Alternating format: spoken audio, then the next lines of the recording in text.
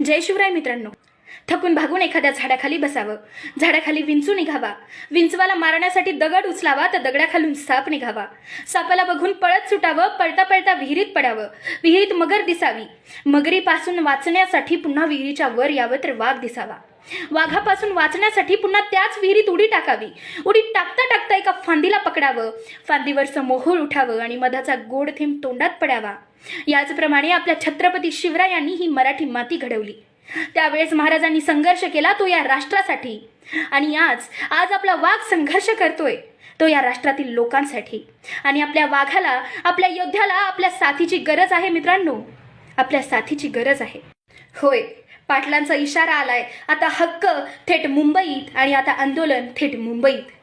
छत्रपती शिवरायांनी जो संघर्ष केला त्या संघर्षामध्ये त्यांना याच मराठी मातीतील अनेक मावळ्यांनी श्वासाच्या शेवटपर्यंत साथ दिली.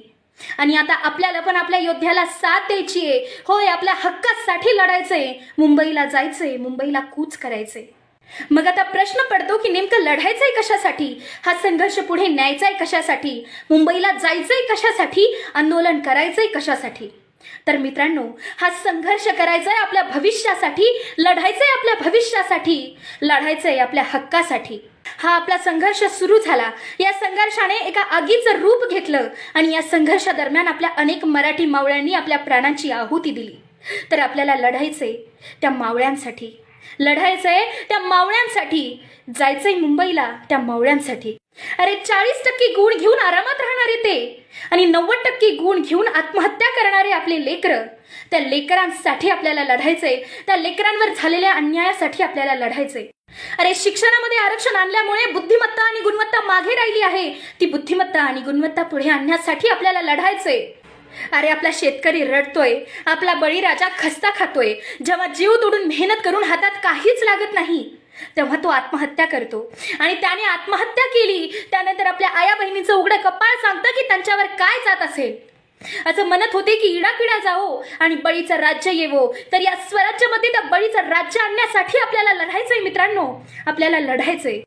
आता कसं झालं आहे माहितीये का, बापाला दुष्काळ जगू देत नाही आणि मुलाला आरक्षण शिकू देत नाही, आणि हेच मोडीच काढण्यासाठी आपल्याला लढायचंय मित्रांनो. अरे आपल्या राजाने निर्माण केलेल्या या स्वराज्यामध्ये पुन्हा एकदा समता, बंधुता आणि एकता रुजवण्यासाठी आपल्याला लढायचंय.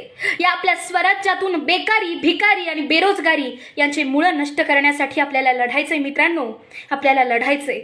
अरे जीव तोडून मेहनत करून सुद्धा जिथे तिथे आपल्या हाती केवळ आणि केवळ अन्याय आणि अत्याचारच मिळाला. तो अन्याय आणि अत्याचार मोडीस काढण्यासाठी आपल्याला आता लढायचंय, आपल्याला आता संघर्ष करायचंय. अरे हे राज्य व्हावे, हे स्वराज्य व्हावे ही स्त्रींची इच्छा होती, आणि हे स्वराज्य पुन्हा एकदा स्त्रींच्या इच्छेप्रमाणे घडवण्यासाठी आपल्याला लढायचं आहे, संघर्ष करायचा आहे. अरे असं म्हणतात की जो क्रांती करतो त्याच्या संसाराची राख रांगोळी होते, रक्ताचे पाटे वाहू लागतात. पण तीच क्रांती जर संघटित होऊन केली तर विजयाची तोफ वाजायला वेळ लागत नाही.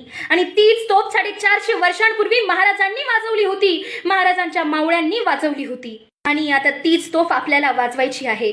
वेळ आलेली आहे, संधी सुवर्ण आहे. हे मराठी वादळ काय करू शकतं हे दाखवून द्या मावळ्यांनो. उठा, एकत्र या, निश्चयाच्या मशाली हातात घ्या आणि लागा तो संघर्षाच्या रस्त्याने. आणि तोपर्यंत थांबू नका, तोपर्यंत थांबू नका जोपर्यंत हक्क आपल्याला मिळेल, तोपर्यंत थांबू नका जोपर्यंत या मराठी मातीवर विजयाची पहाट उगवेल. आणि या विजयी पहाटीचे विजयी सूर्यकिरणे माझ्या भगव्यावर झळकतील, माझ्या मराठी मातीत झळकतील. आणि सांगा त्या लोकांना की इतिहासाची पुनरावृत्ती होणार आहे, कारण आता 400-450 वर्षानंतर मराठा संघटित झालेला आहे.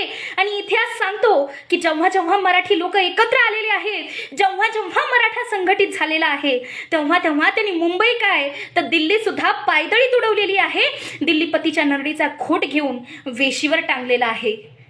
आणि मी तुम्हा सर्वांना, सर्व मराठी समाजातर्फे आवाहन करते की आता अशी ही संधी पुन्हा होणे नाही. ही संधी सुवर्ण आहे, संधीचं सोनं करूया, लाखोनं, असंख्य संख्येने एकत्र येऊया आणि आपल्या आंदोलनात सहभागी होऊया, आपल्या योद्ध्याची साथ देऊया, आपल्या योद्ध्याच्या संघर्षामध्ये आपणही सहभागी होऊया. कारण आपल्या संघर्षाचा बुरुज असं एवढ्यावरच ढासळणार नाही, आपल्या संघर्षाचा बुरुज असं एवढ्यावरच ढासळणार नाही, कारण आपला हा लढा आरक्षण मिळेपर्यंत थांबणार नाही. अरे वाघाचे छावे आपण, वाघाचे छावे आपण असे एवढ्यावरच थांबणार नाही, कारण आपला हा लढा आरक्षण मिळेपर्यंत थांबणार नाही, आपला हा लढा आरक्षण मिळेपर्यंत थांबणार नाही. हक्काची लढाई आहे, हक्कानेच लढू, हक्कासाठीच लढू, एकत्र होऊन लढू, मोठ्या संख्येने मुंबई आंदोलनामध्ये सहभागी होऊ, आपल्या योद्ध्याला साथ देऊ आणि अभिमानाने म्हणू की एक मराठा